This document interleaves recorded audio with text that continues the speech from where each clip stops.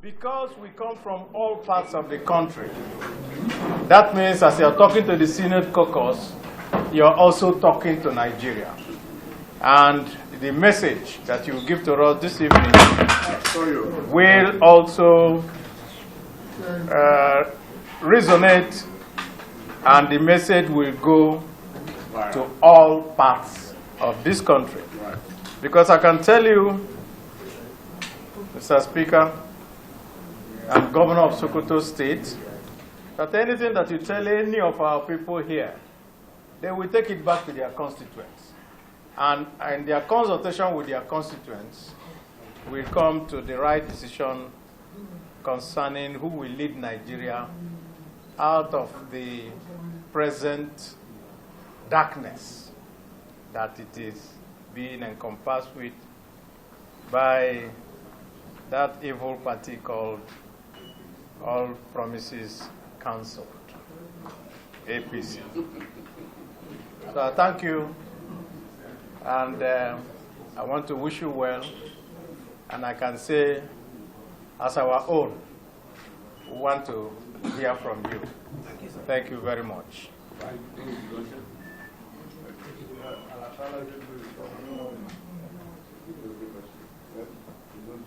Our leader of the Senate Caucus of the National Assembly of the Federal Republic of Nigeria, other principal officers of the Senate that are here, distinguished senators, my leader, former governor of Sokoto State, Alhaji Dr. Taib Bafrawa, my colleague, my friend, and former Deputy Speaker of the House of Representatives, Honorable Emeka Ihedioha. I can see also the House leader that served with me, distinguished senator, well, maybe it's a prophecy. Mulika Lakandya Adiola. I cited our leader in the 6th House of Representatives, Baba Tunde Akogun, other members of the past Senate and House of Representatives on my delegation that are here with me. Distinguished gentlemen of the press, ladies and gentlemen, a very good evening to you all. Thank you. The reception has been wonderful. Leader, thank you very much for this very elaborate and warm reception accorded us this evening, even though you have described it aptly, that for me and members of my delegation is homecoming, coming to this very important family of ours, members of the National Assembly. We are very grateful, and we must commend you for staying the course, for providing the pathway in our democratic journey in the 9th Senate. You have done so exceedingly well as a caucus, despite the constraints. And you know, I know the issues, because I started in the House of Representatives in 2003 as a member of the Minority Caucus, and subsequently AMPP leader and leader of the Minority Caucus in the House of Reps, before in 2007 becoming the Deputy Chief Whip of the House of Representatives. So I am very familiar with the issues of being in a minority caucus in the National Assembly. I must commend you, and indeed, by extension, the Senate and National Assembly for passing the Electoral Act and for the work you are doing on the constitutional amendment, far-reaching constitutional amendments have been done, and I believe that the House of Assembly are about to set out on their own, to commence their own process of the constitutional amendment. I assure you that as a governor of one of the states of this country and someone who has been familiar with these issues, more especially about constitutional amendment, I will support those amendments that have been entrenched, that are very beautiful and good for engendering our constitutional democracy and making sure that we have a better democratic culture in Nigeria. Thank you. Having commended you and thanked you for the hospitality and the work you've been doing in the Senate, I think it's proper for me to address why I am here and we are here this evening. The season is here. At State House of Assembly level, House of Representatives, governorship, and indeed presidency of this country, parties and indeed individuals have been consulting and also indicating interest in running for one office or the other. In my case, why I'm here is because of what I tried in 2018, and to the glory of God, God made it possible for Atiku Abubakar within Adamawa to emerge as our standard flag bearer in Port Harcourt. The season is here again, and I have the Trojan and urge of many well-meaning leaders and members of our party to try again and see whether this time around I can make it to be the standard flag bearer of our party come our convention May 28th, 29th, God willing. And the issues are very clear. The issues of 2018 have not left us. They are still very, very valid and very much around. And they have refused to go away. Why? Because of bad governance. Bad governance of the APC administration at the center.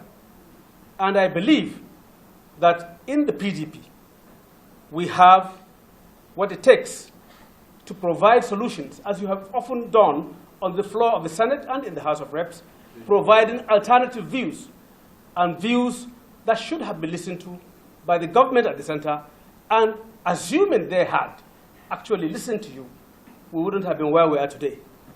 I have noticed and noted a number of contributions you've individually made and collectively made as a caucus on the way forward for this country, on issues of corruption, on issues of insecurity, on issues of economy and general unemployment and general state of our country. Very, very bad situation indeed. And unless and until something is done as quickly as possible, Nigeria clearly is on the brinks. And we can only do that through a democratic process. The democratic process is for us to have a standard flag bearer that can, by the grace of God, marshal all that it takes. It requires for us to really have our hands on the deck and be on the hands-on in solving these issues. It's not a one-man's job. It's a job that all of us must contribute to, and we must source for and identify those individuals that have the capacity to man and indeed take charge of certain subsectors of our polity and our governance. And unless we're able to do that, to assemble and marshal a team, irrespective of wherever someone is coming from, either by his ethnicity, his region, his state, or his religion, we may not really get it right. So I am sure I can convey to you the message that I believe that in this country we have the right people. What we require is that leadership that can identify those people and charge them with the responsibility of doing and discharging those responsibilities that they are competent enough to handle. And it's not rocket science. How can we, in the state we are, not be able to recruit more into the security service of Nigeria? Is it rocket science? Do we need anybody's permission to really embark on massive recruitment and retraining of our armed forces? No, it's not like a situation whereby before you are able to get and source for a Tucano from the United States of America, you need their permission. These are your students that are in multitudes, in millions, that are willing, patriotic enough, and committed to this country to be enlisted into the armed forces and other security services of this country. But this administration has not been able to do that. So it's all about that leadership that can identify the issues, the complexities of Nigeria, its differences, and ability to bring the people of Nigeria together and work together as one country without any leaning towards a particular either region or religion. I have had cause to say that it's unbelievable that in a country such as Nigeria, you can have from number 1 to number 8 without a region being represented in the leadership of this country. From the president to the vice president to the senate president to the speaker, deputy senate president, deputy speaker, SGF, and chief of staff. You don't have one single individual in that hierarchy from southeastern Nigeria. That cannot happen under my watch.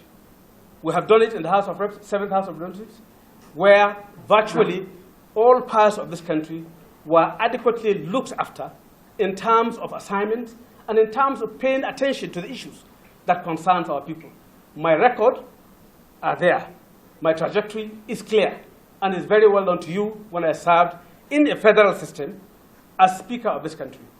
I served for 12 years, unbroken, first term, second term, and third term in the House of Representatives. And my contributions are very clear. And I believe in this country, and we have all it takes to do it. All we require is to identify the right leadership, irrespective of where that leadership is going to come from. We need, when you are looking for a physician to treat you, you don't necessarily go for your tribesman or your townsman. You look for the best, if you can really find the best, because you need that care and that attention. And in the situation we are in Nigeria today is like a state of emergency. When you are in a state of emergency, you require that everything must be marshaled to rescue the situation. And that's the situation of Nigeria, in every material particular. Therefore, I am sure I am coming to you as my brothers and sisters with my records, with my content, with my capacity. I know that I understand this country. I have clear understanding of the issues. And not only that, I can identify individuals that I can work with as a team that will unite this country. After uniting the country, we'll work towards, if it is restructuring, we can sit down and address the issues. For example, there is nothing that stops Nigerian president from coming to the Senate and the House of Reps on matters that are very serious. For example, president himself coming to the president of the Senate with a bill on state police to say this requires your expeditious pursuit, and that's why I am present here in your office to present this bill to you, and same to the Speaker, to underscore the importance attached by Mr. President to that issue. Not for him to sit down in the comfort of his corner to say that he does not believe in state police. For example, everyone who understands the issue of this country, particularly concerning the security situation of the country, is asking for devolution. Devolution is key. Nigeria must devolve to survive. The center is overloaded. And we really need to really go back to the local government and states where the people are and give them more responsibilities, more resources. Otherwise, how are we going to do it? So I believe that these are things that are achievable if you have a president that understands the issues. Not only a president with an experience in governance, but a president with experience in democratic governance. Democratic governance. There are people who have experience in the past that are leaders now. But because they do not have the democratic experience in governance, they don't understand the issues, the dynamics of today. And more so, when you're talking about 21st century, you must identify leaders that understand governance and leadership in 21st century. It's very important for us to do so, for our country to be repositioned, for our country to be rescued, and we begin now to rebuild our country. As I said, we have done it before in the 7th House of Reps. Quite a number of the constitutional amendment provisions I saw in the current amendment you're doing were part of what we did together with some of you here in the 7th National Assembly. So I have the understanding, clear understanding of these issues, and I believe that not only understanding of these issues, I have the right temperament. Where we are going in Nigeria, we need a leader that can be accommodating. We need a leader that can listen. We need a leader that can unite this country. On this note, I present myself to consult with you on all of these issues, and for us now to begin to find who that person is that can really fly the flag of our party. And I believe that we have several number of them, but I can assure you that if given the opportunity, I'll do my best. Thank you very much. Thank you. Yes, I think I'm the oldest senator here. Yes, so I'm in the position to speak about Speaker Aminu Tambuwal. Actually, he's one of the most destabilized Nigerians I've seen. Yes. As Speaker, yes. Yes, sir. As Speaker, if you invite him in a function in Bayelsa, he will be there. That is true. If you invite him in Enugu, he will be there. If you invite him in Meduguri, he will be there. Even beyond the House members, he had deep respect for the Senate. We are presiding officers together, and I can attest to the fact that we enjoyed a wonderful relationship with the House at this time. So he's somebody who is a team player and a federalist for that matter. He believes strongly in the unity of this country. Well, Your Excellency, you know, the major problem in Nigeria is injustice. That's what is fueling this issue of separatism. All this agitation about zoning and all of that. Because if we have a president that treats everybody equally, then no Nigerian will be wondering where the president comes from. That was why there was no threat to your position as Speaker, because you are Speaker for everybody. So I just do hope, if you make it to be the presidential candidate and eventually win, that you will also be president for everybody. There was a suggestion I've made to those of your colleagues who had visited us, which is namely that this idea of convention sometimes don't produce the best, because there are so many things that can influence it, including finance, the structure you have, the contacts you have, but that does not translate to good governance. So my suggestion has been, which I've made to the chairman himself, why don't you have a small group that can identify without bias from this list a number of people, maybe 2 or 3, that will believe they can deliver to this country, and therefore who can also be happy, and Africa will be happy. And then so that even if we get to the convention and we elect any of them, we'll be satisfied.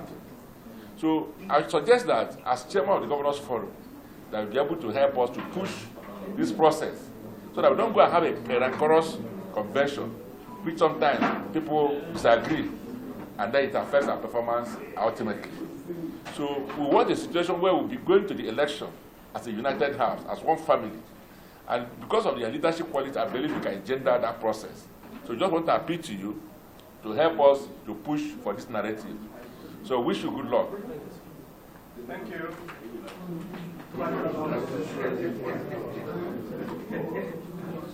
Well, thank you very much, distinguished senators, for those very interesting questions and comments. I must not take for granted your kind words, especially of how we worked together with the Senate when we were in the House of Representatives, which started when I was first initiated into body of principal officers as AMPP leader and subsequently a chief whip before, deputy chief whip before becoming the Speaker of the House of Reps. And the relationship was very robust. It was very mutually respectful. And I'm sure DSP Ekwaramadu may remember when during the 6th Senate and the 6th House of Reps, there were issues amongst their leadership. We had to play some role, background role together to stabilize the relationship, even at that time. And when, by the grace of God, with that experience, when we came and I was the Speaker and the Maker was Deputy Speaker, Leader Mulikat was there, and other principal officers, we had a very robust relationship with the leadership of the Senate. And there wasn't, I can say, any major disagreement between both the Senate and the House of Reps as at that time on issues. And despite sometimes our approach and understanding of issues differing, we enjoyed a very, very good relationship under their leadership alongside Senator David Mack of the 7th Senate and 7th National Assembly. Therefore, it is about leadership. When we talk about what issues you've raised, it's about leadership recruitment. If the process is faulty, then you throw up surprises. I mean, people who ordinarily have no business being where, except, of course, for the intervention of God, they will just be catapulted into certain positions. So it is about leadership recruitment process in the country and in our political party. So it's important, I agree with you, that there is a need for us to really be talking to ourselves and engaging ourselves. We all know ourselves. All of us, either in PDP, in APC, in Nigeria, we know ourselves. And we know the issues. We know what every one of us can do and what one may not be able to do. So it's important that we talk to ourselves, and that's what we are doing now. Myself, Senator Bukola Saraki, Senator Bala Mohammed, and Hayatuddin, and we are reaching out to our colleagues who are aspirants. We've been to Wazir Adamawa, and we've been to Governor Udom, who I speak for, with him yesterday, and we're going to see Governor Wike tomorrow. So it's important that we all understand that first, we have to have a country. Second, we have to have a political platform that is stable, that the people of Nigeria can trust again. And if we have a rancorous house, I believe that the choice will be clear to the people of Nigeria. Everyone commended our convention, where we produced Dr. H. Ayo as our national chairman. And it was midwifed by the leadership of the party. So it's important that leadership of the party and all of us come together to also possibly try and midwife a process whereby we can arrive not necessarily at a consensus, if possible at a consensus, if not, trimming down the numbers and working towards a particular direction. It's not possible, we can do it and it can be achieved. So I agree with you absolutely. And when you talk about injustice, it's all part of it. Injustice, if you have a leadership that doesn't understand that it belongs to all. As a leader, you belong to all, and you must bring everybody around you and care for all, and be fair in whatever you are doing, especially in terms of distribution of other resources or appointments. So it's all part of what's creating the tension in the country right now, because there is no fairness, there is no balancing, there is no consultation, there is no inclusion in what we have as a federal government in Nigeria as of today. So it's important that for us to really achieve that, to have people that understand all of these issues. Now, women issues. I am from a very conservative state, as you say. But let me tell you that in my state, we produced a chief judge, a female chief judge, who presided over our judiciary for over 20 years. Governor Bafara is my witness. A lady being the chief judge of Sokoto State. Yes, Sokoto may be conservative in the eyes of the world, but we are very dynamic. And it's only in a dynamic society that you can give a woman such a position in a state like Sokoto. I agree. And she retired voluntarily when it got her retirement age. Nobody forced her out. Nobody coerced her. She served with me. She served with Governor Wamako. She served with Governor Bafara. All of us served with her. So, I mean, she served with us. So in Sokoto, we do gender mainstreaming as well. And I can tell you that when it was time for us to do our congresses, it will interest you to know that the chairman of our Congress committee was a member of the House of Reps. We agreed with Senator Dambaba and Governor Bafara to make him the chairman of Congress committee. Importantly, for us to have inclusion, so that members of the National Assembly from our state will participate in the Congress process and make sure that they are well represented in the process. And all of them participated, all of them. And that was why we had no complaints during our congresses in our state. Virtually all of them sat down together and produced their party chairman in their local governments. They produced their governorship, their council chairman in their local governments and their constituency. So we, in the process of that Congress, adhered strictly to our party's constitution and made sure that in our party structure in Sokoto today, we have 35% of women right from ward to local government and the state executive. 35%. For the first time in the history of Sokoto State, as conservative as it is, our government appointed 3 female commissioners in our cabinet. it has always been women affairs. But this time around, no. And some of them, one is a professor, one is a PhD holder, and they are doing very well. And of course, you are a living witness as to my belief in gender mainstreaming. And that is why in the House of Reps, Leader Mulukat is here. We not only made sure that she became our leader, but also committees, very important and sensitive committees, were given to women. Aviation, foreign affairs, environment, we tasked the women, and they did very well. So I believe in empowering women. I believe in gender mainstreaming. I believe in working with our women. Yes, sir. And a lot of them have been appointed as PAMSECs. Before, it was just one female that was a PAMSEC in the state. A number of them, about 4 of them now are PAMSECs. 7 of them are directors general, and they are part of what we are doing in the state. Now, and we deliberately appointed to each local government council 3 female councillors. 3 across the local government in the state. Out of what? Gender mainstreaming. Even the BOT person we said from Sokoto is a woman. Yes. So gender issues, I believe we don't have issues with them. We don't have any problem.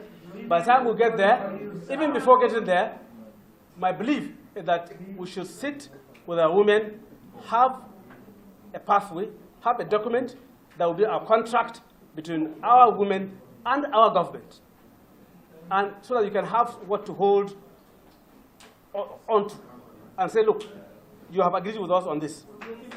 Exactly. So we do that. Then, when we talk about security, I've mentioned the issue of state police. First, we must address the issues that give rise to insecurity in Nigeria. Hunger, poverty, lack of education, and all of that. We must address it. That's long term. In the short term, as I've said, we must recruit more hands and have more boots on the ground. We must deploy technology. We must make sure that we engage with the people. Security is at the community level.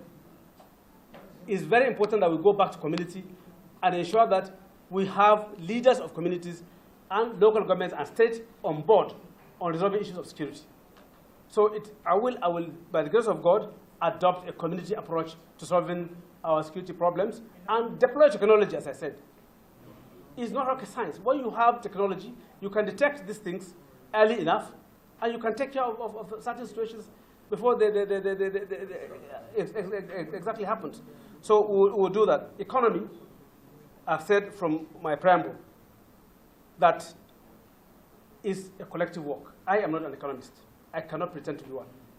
But I can assure you that I will assemble some of the best of the best of the best economists in this country that will be a part of the economic team to address the economic situation in Nigeria. Importantly, we must address the issue of production. If you cannot produce, then you're out. So we must address the issue of production, not only to produce for ourselves, but to conserve our foreign exchange and also to provide jobs and create more jobs for our people. So the issue of economy, we have to have them segmented from the microeconomy and other aspects of the economy and macro. So I believe that it's something that we can actually all do together. I believe I have addressed virtually all the issues, and thank you very much, and God bless you. Distinguished colleagues, is it your will that you should bow and go?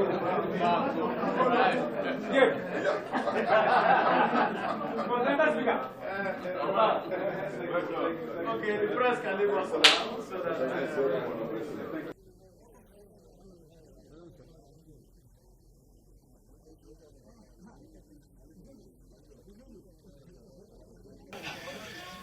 the former leader in the 6th Assembly and also the former leader in the 7th Assembly, Colonel retired Akubu Tunde Akubu is here, our former House leader in the 6th Assembly.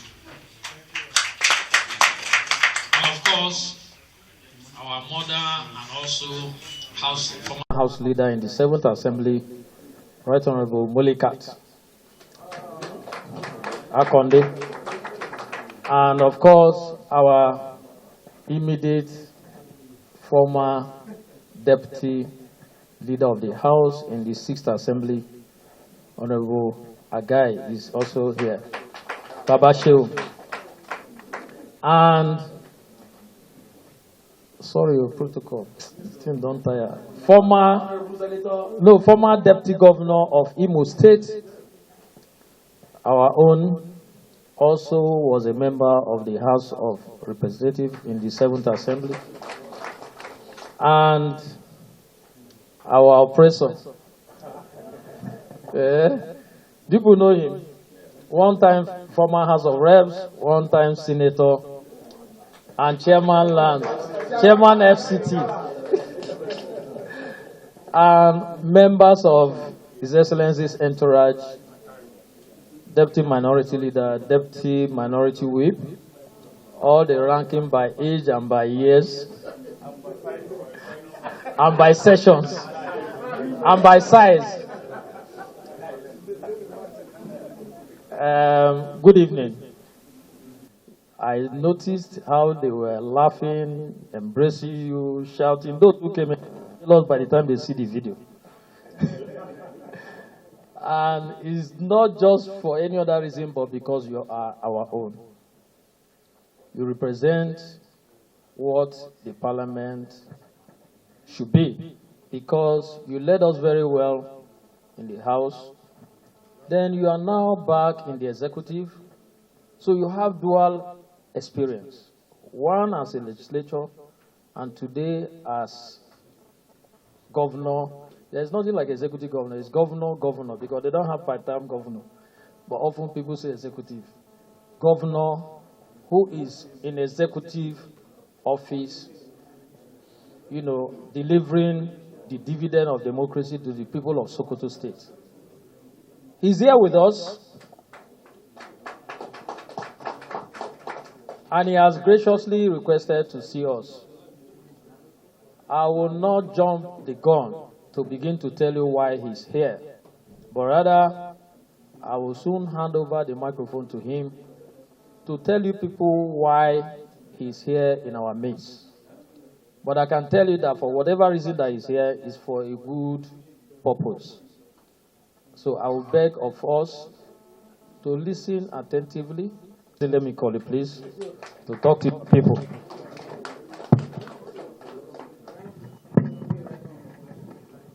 The Minority Leader of the House of Representatives, my dear brother and friend, man of God, Undudi Ilumelu,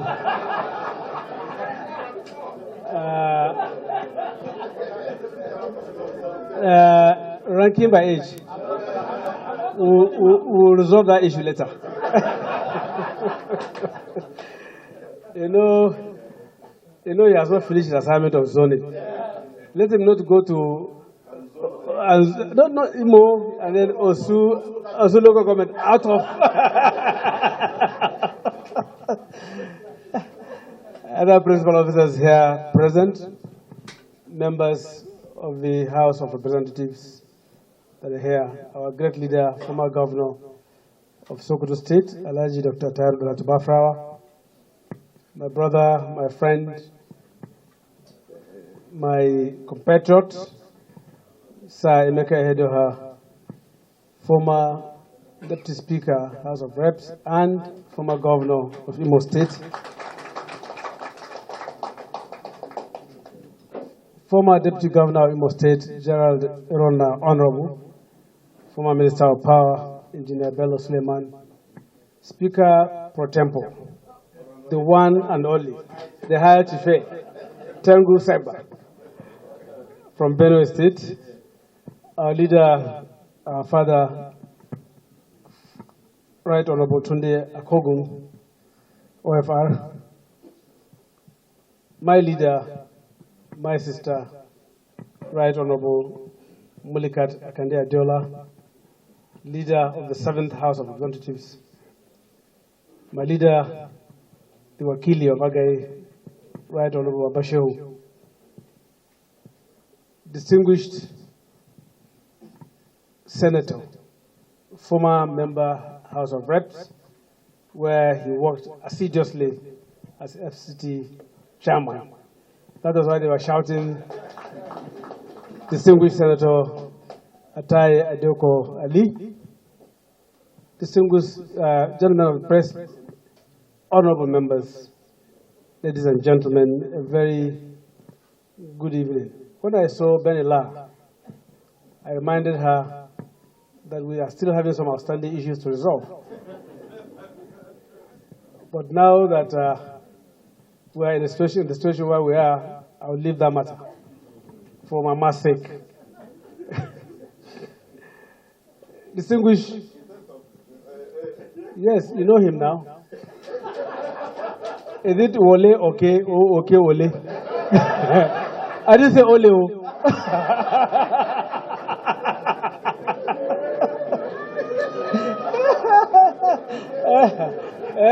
Dan Azuko, don't make trouble here. I can see you are comparing not with the Pat Asadu. You know, in those days, when you see Chere, ha, Bankole will just. I hembe. Ooh, bad combination. And then when you see Patasadu, you cite may his soul rest in peace, Independence of Gunnery. And you see Dino Melaya approaching.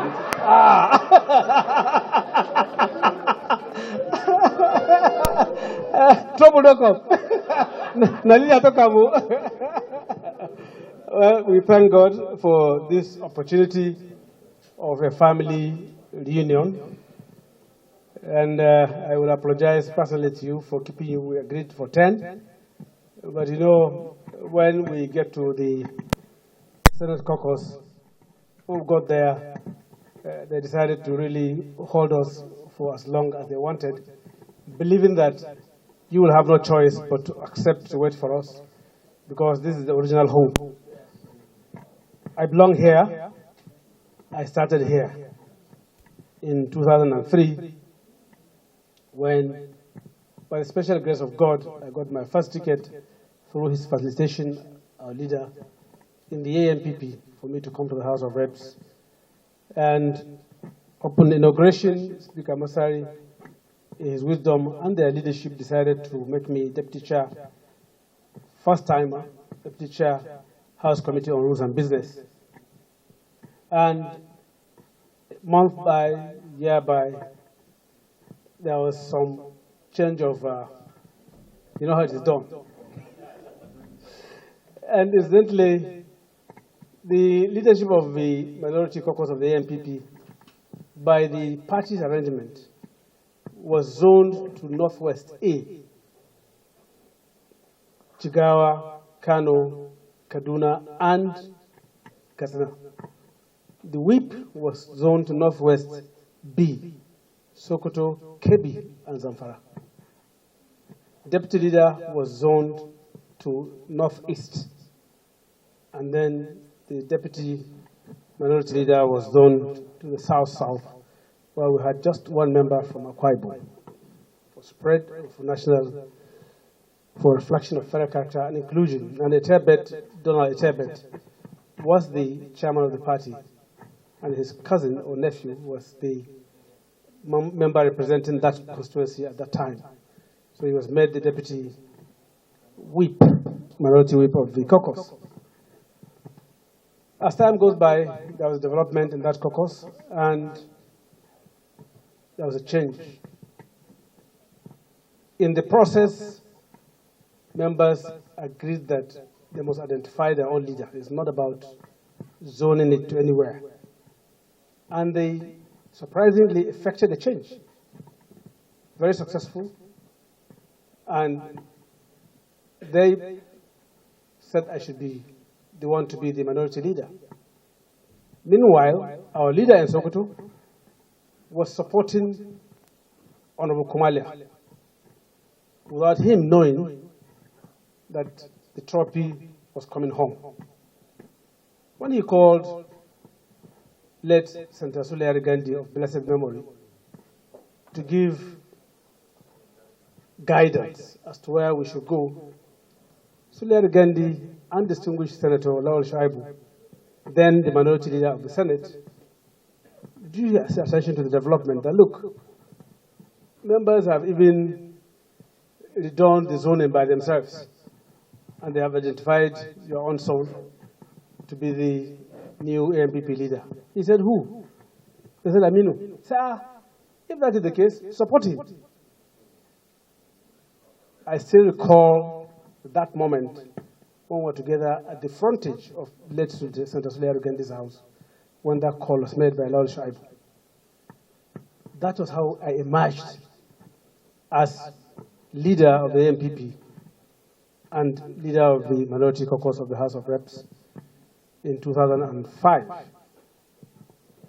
We came back in 2007 by consensus. The leadership of Northwest met without me and agreed that whatever was coming to the Northwest, I should be that leader. It happened that Deputy Chief Whip was zoned to Northwest, and I became Deputy Chief Whip alongside with Baba Kogu and other principal officers. But then, my brother Emeka Hedoha was not on board. Baba Shehu was there as deputy leader. Certain things happened. And that's why, for example, there was also a change in leadership again. Somehow, by the grace of God, we survived. Leader survived. This man used to tell me whenever I go to his house that when you are in a flight, you know, they used to say, oxygen mask. Help yourself before help others. I mean, help yourself.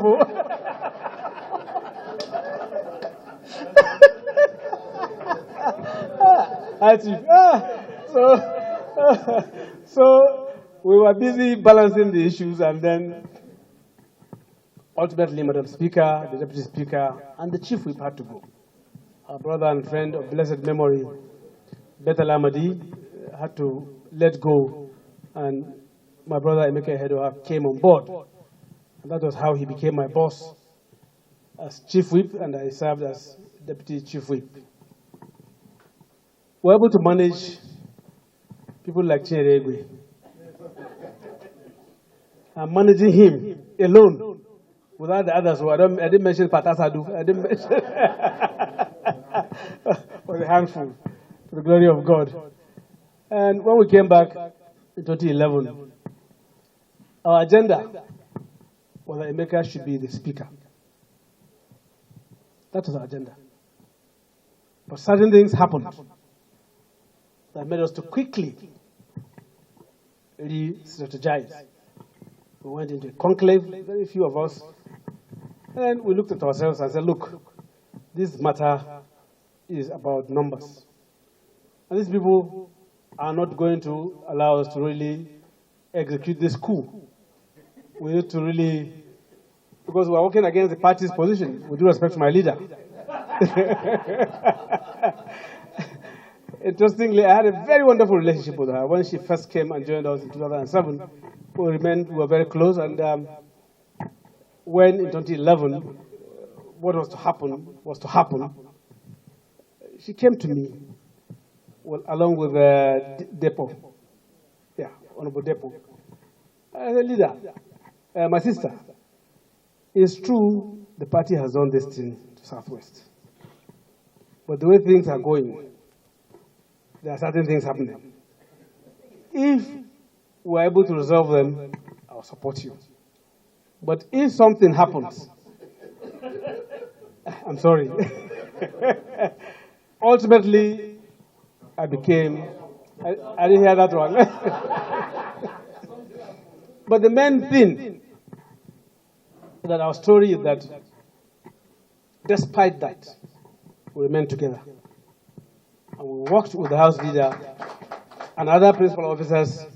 Our friends are here, our colleagues are here, who can testify to the kind of relationship we've had in terms of collegiate leadership in terms of inclusiveness, in terms of carrying members along and ensuring that we democratize every process.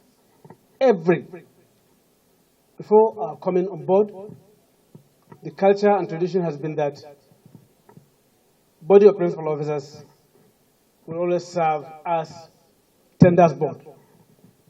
When we came on board, we called ourselves into a meeting and said, every banana peel that you have had before comes through the process of this tenders board. For us to avoid it, and for us to engender transparency, which is very key, we decided that, look, the judiciary normally award contract, but it's not Chief Judge or Chief Justice of Nigeria that presides over the tenders board. So we said, let's go and borrow what they do to develop our own system. When we got the document, we looked at it, we set up a committee, technical committee that advised us on how to come up with our own. We came up with our own tenders board system, whereby management and committee on house services were given the responsibility to carry out everything about house services. And you know what? The person we appointed as chair of the House Service Committee, Welfare Committee first, Right Honorable Yakubu Dogara, didn't support us. He worked assiduously with Jerry Manwe and their group. I will not mention Pat Asadu. Up to the extent of going to the court to stop us from amending the rules. Because we saw it coming, so we were being proactive. And we looked around, we believed that he had the capacity to be the chairman of Welfare Committee.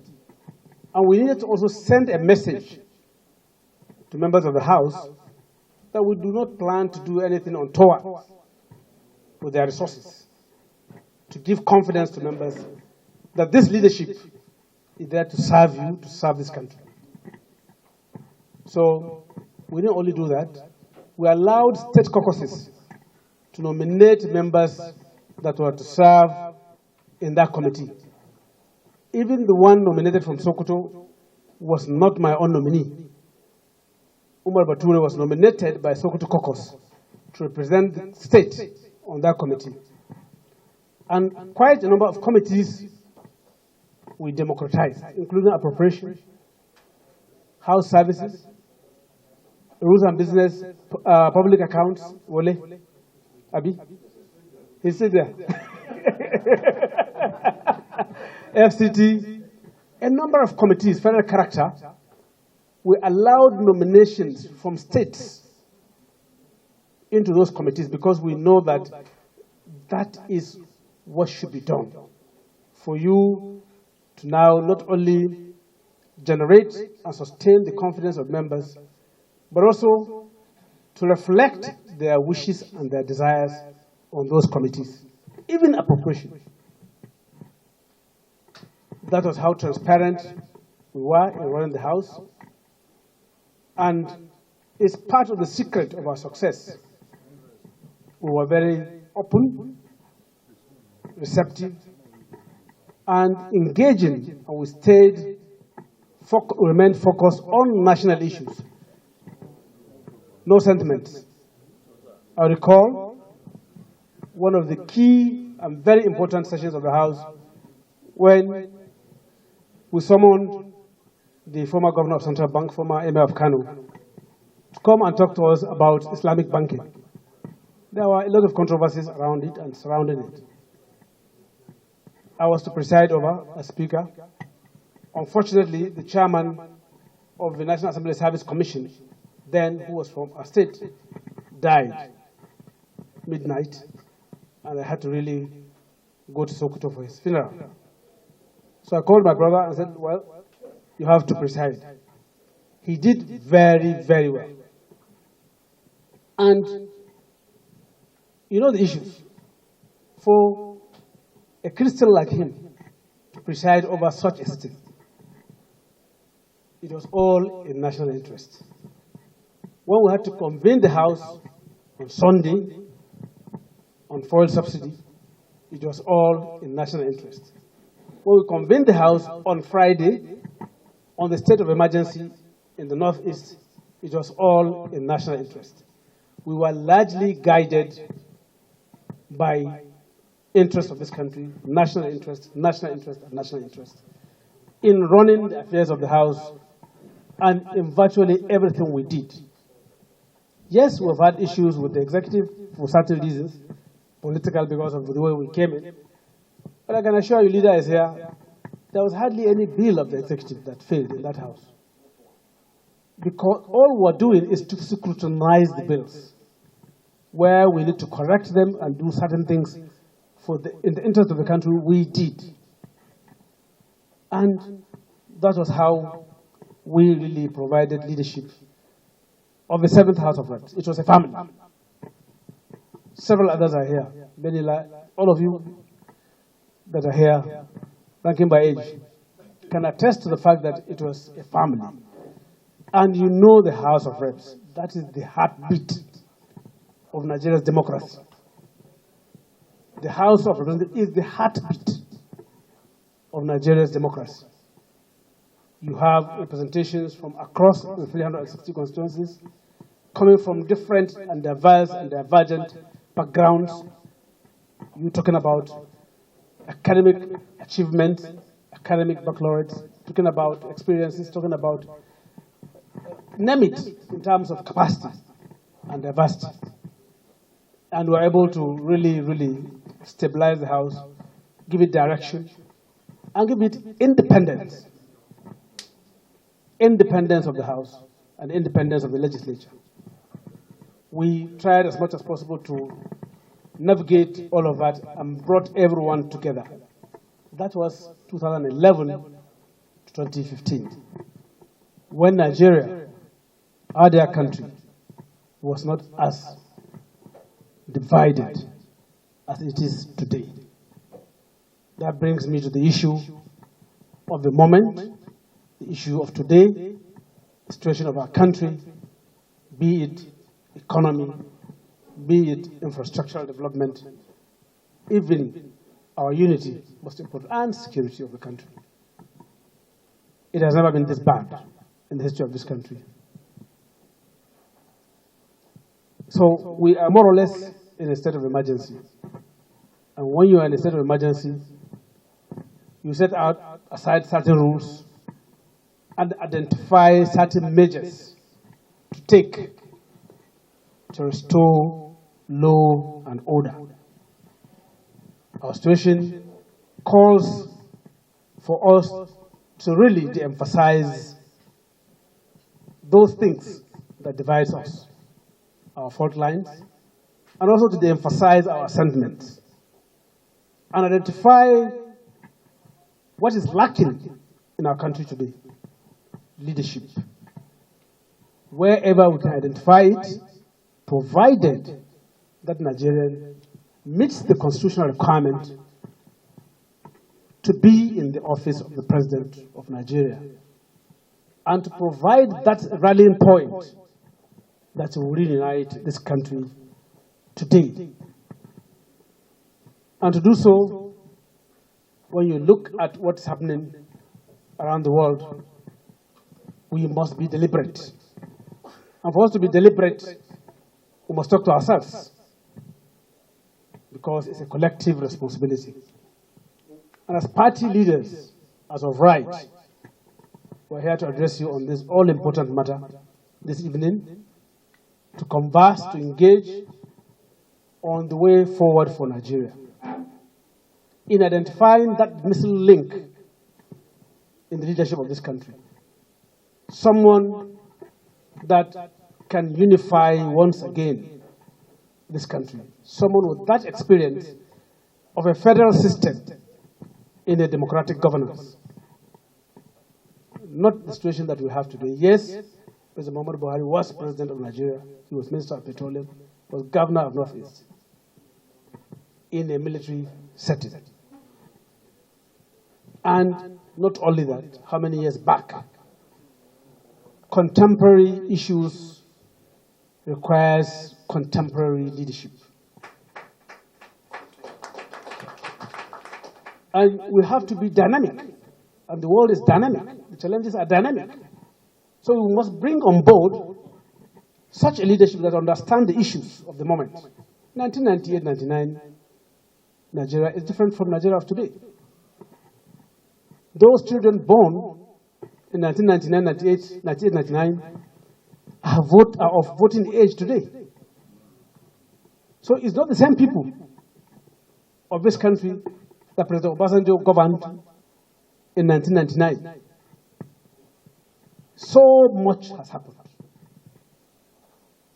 So you need to get that leadership that is closer to them, that can understand their issues and engage them. We have seen it all during the NASS crisis. It was a clear disconnection between our younger generation and the leadership, more or less. The government was almost brought to its knees. So we must, as we progress as a political party, identify that leadership that can meet those requirements of today. Age is an issue, capacity is an issue, understanding Nigeria itself is a major issue. And you know, as members of House of Reps, how we, members of this family, understand this country. We do. Yes, there is a Senate. But when you talk about a microcosm of the Nigerian Federation, in a political setting of this country, you can only find that in the House of Reps. So speaking to you is speaking to Nigeria and speaking to the issues of our country. I appeal to you to be very reflective and patriotic in what we're about to do come May 28th, 29th at the National Convention. All of you are delegates. And you can influence several others in terms of guiding them, in terms of talking to them about leadership. When you are sick, you try as much as possible to get the best of the doctors to take care of you. And when you have a national situation, such as the one we have at the moment, you certainly require someone that understands issues at hand. I believe, as said by a minority leader, I have been part of you, I'm still part of you. I cut my teeth here for 12 consecutive years. I'm on loan to the executive now for the past 7 years. And my background is that of a lawyer who has practiced in our courts and has a clear understanding of issues concerning our judiciary. There is no doubt that our judiciary has been bastardized. Where is the rule of law in this country? It's been thrown to the dustbin. So we need that leadership that understands all of these issues and that can work with all of the arms of government with clarity of purpose, understanding, and respect. Mutual respect. When you demarcate your country by saying that you have the most corrupt, your judges are corrupt, I mean, if you have that challenge, address it. Have we really addressed the so-called corruption in our judicial system? No. So it's important that when we really go out at the convention, we identify the leadership that can take us out of the woods. And we need to really work together as party men and women. We are currently sensitizing ourselves. Myself, Senator Bukola Saraki, Senator Bala Mohammed Hayatuddin. We are talking to Pius Anyim, Peter Obi. We've seen Governor Odom. We are talking to Governor Wike. We are seeing him tomorrow. As party leaders, we must try to calm down the situation, not to raise unnecessary tension in our party, and make sure that, if possible, we achieve or replicate what was done and achieved at our last national convention, where our national officers were elected. Dr. H.I. came on board. There a consensus, if possible. Otherwise, we try to reduce the numbers and reduce contestations, and then see how best we can midwife a process that will ultimately give us a standard flag bearer that understands these issues of the moment and that can speak to the unity of this country and once again bring us back together, believing ourselves as members of one family who believe in this country, who believe that we can all do it together. I'm sure if I go out publicly to say my reference or index is the House of Reps, I'm not wrong. I will not be wrong. Whoever wants to know me and understand my pan-Nigerian content should seek to find out my rules.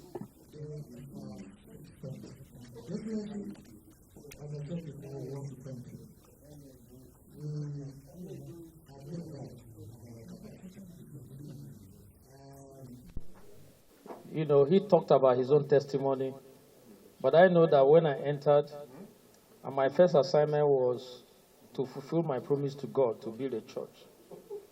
You entered the church, and you worshipped with us, even though you were a Muslim. But you were in my village. Not only you dragged the...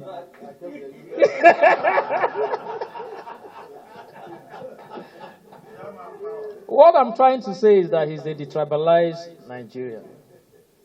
He has no religion as his working tool. He believes in all religion, irrespective of whether you're a Christian or you're a Muslim. And let me say something that is very, very fundamental. I probed the sector. And the former government of the House could not protect their own. But when he came on board, he made sure that we were protected. It happened during Masari. It didn't happen in subsequent one, but in their own government, not only that they protected, they made sure that everything came to a halt and ended the way it came. So it's rare to see that kind of leadership, where a leader decides to carry his people along. It was actually during their section that you could see the leadership of the House crisscross the whole Nigeria, attending one function or the other.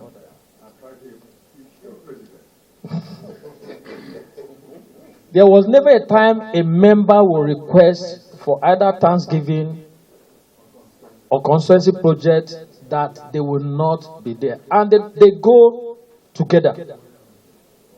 If you invite speaker, even second marriage, like, it was.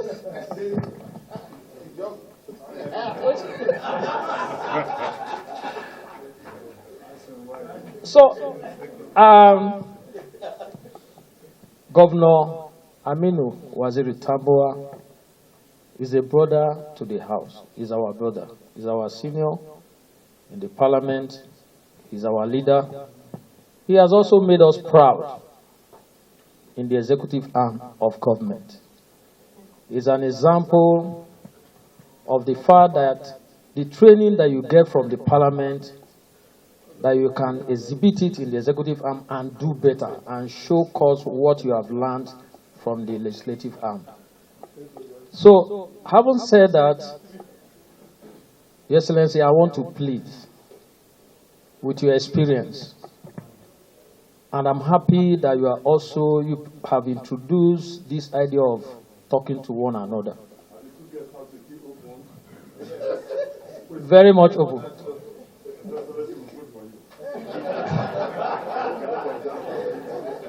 What is important to us?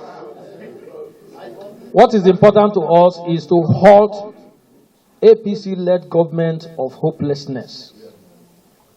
What is important to us is to stop them from killing our people. This morning when I was doing my exercise, I was watching a clip of channels where young ladies who were in that train that our people were bombed were explaining their ordeal. That they had to spend 3 hours. 3 hours. Yeah, 3 hours before any rescue team got to that place. And she was saying that the bandits had all the time, one after the other. In fact, the lady ended up by saying that it was just God, because the person who lay on top of her was killed by stray bullets.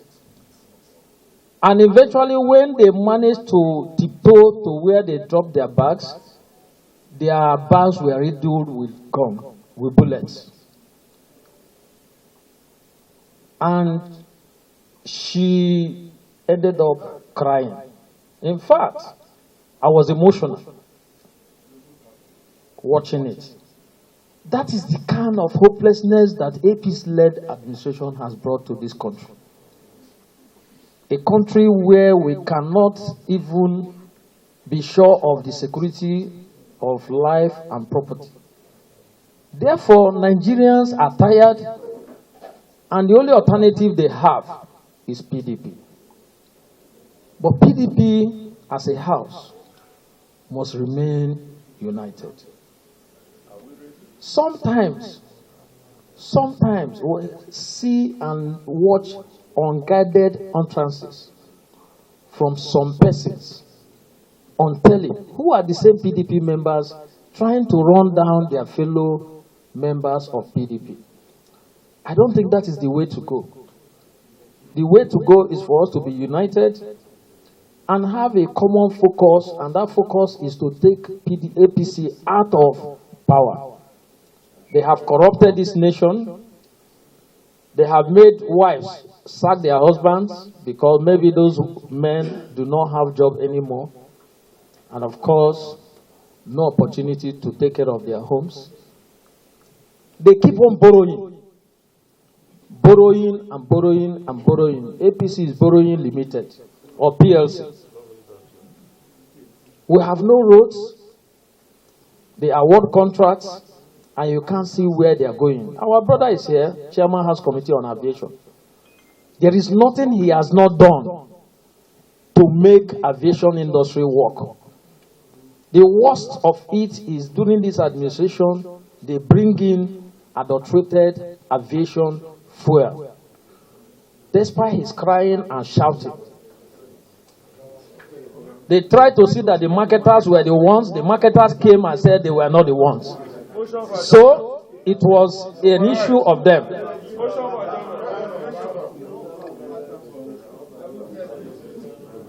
So our country is in dear need of a change. And I believe PDP can represent that change, the original change, not the fake change of APC.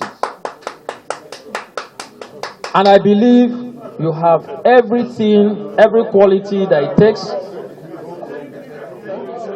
You have order, please. Benjamin from Benue State. Order. Order. Therefore, I want to plead that we'll go with unity. Having said that, I want to ask them, you know, is what you have established. Is there anyone having an issue with bringing up a motion on behalf of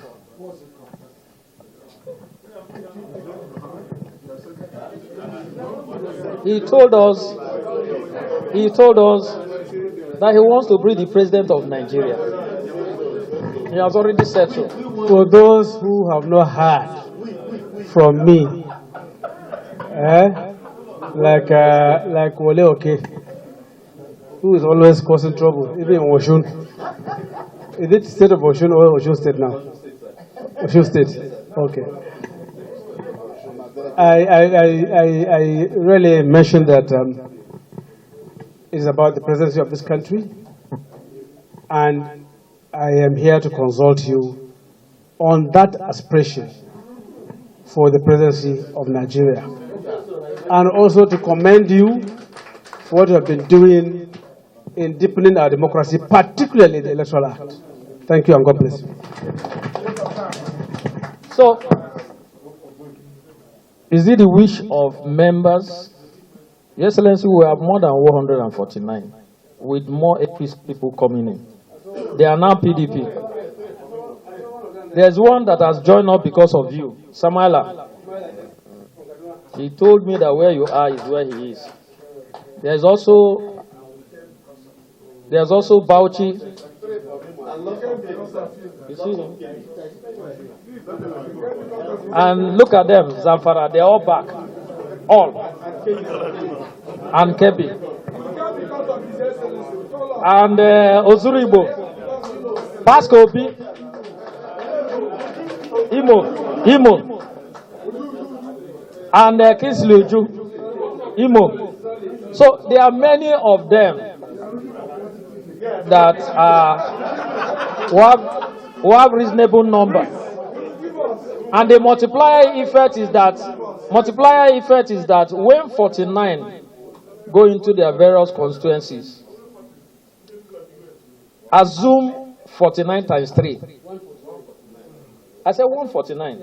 If 149 goes into their various constituencies and multiply themselves by 4, imagine the magic. So we have it. We may not be in the same stand that very day, but you know, we will talk to ourselves.